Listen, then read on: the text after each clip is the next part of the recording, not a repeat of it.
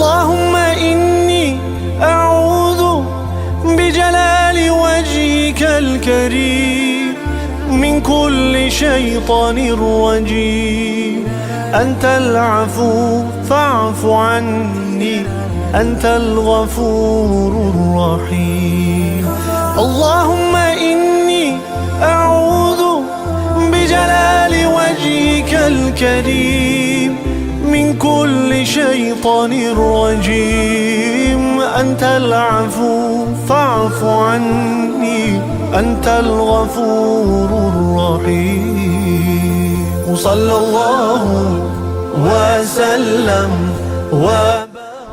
My name is Councillor Charles Strunk. I'm the local councillor for this area, and I'm here tonight with the Rohingya and the Somalian communities, and of course a lot of our friends from right around this community. And this is the end of the Ramadan, and at the Rohingya, not the Rohingya, but the Iftar dinner, and it's been a real pleasure to be here tonight with everyone, and I look forward to attending maybe next year's Iftar dinner as well. Thank you very much. ربي باسمك العظيم تكفيني شر الحاسدين. meeshaan baan iskugu nimid qolo muslimiin anaga ayaa afur meeshaan ku sameeysanay dhaxgal loo sameeyo halkaasaan iskugu nimid waana ku afurnay nabad iyo khayr baan ku afurnay kolay dadka iskugu imaaday tiridiisa ani koowii laba ma dhihin laakiin kama yara 200 oo qof inuu ka badan yahay ma ogiya marka intaasaan idin ogeysiinayna. I think this has been a wonderful event. It's been the first time I think that we've had the Rohingya and Somali community and Anala Neighbourhood Hub Centre working together to hold a community iftar, and I hope everybody's enjoyed it. I certainly have. It's been a fantastic achievement, and well done everybody who's involved. وأنعم على نبينا الكريم الأكرم صلى الله عليه. hay-adda maanta noo soo qaban qaabisay afurka aanu ku yeelannay hoolka weyne ku yaalla Inaala aad iyo aad baan ugu mahadcelinayaa. waxaan iyadana salaamayaa oo dhammaanba Soomaalida joogta dalka Australia ayaan iyadana salaamayaa meel kasta joogaanba aad iyo aad baanan aan idinku mahadcelinayaa waanad mahadsantihiin. Assalaamu calaykum warahmatullaahi wabarakaatuh. Assalamu alaikum, Ramadan Mubarak. Now we are here, we gather here for the iftar party, iftar dinner tonight. We are here from the Somali community and Rohingya community. So we did it associated with the Inala Neighborhood Center.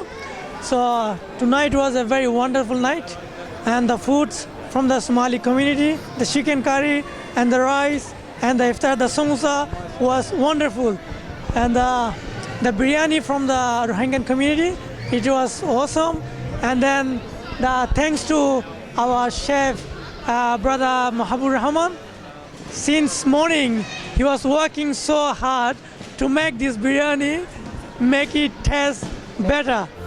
So Ramadan Mubarak. Allahumma inni a'udhu بجلال وجهك الكريم من كل شيطان رجيم أنت العفو. Alhamdulillah, we have a great and successful event today where many different cultural groups have been participated and did their breakfast here, iftar.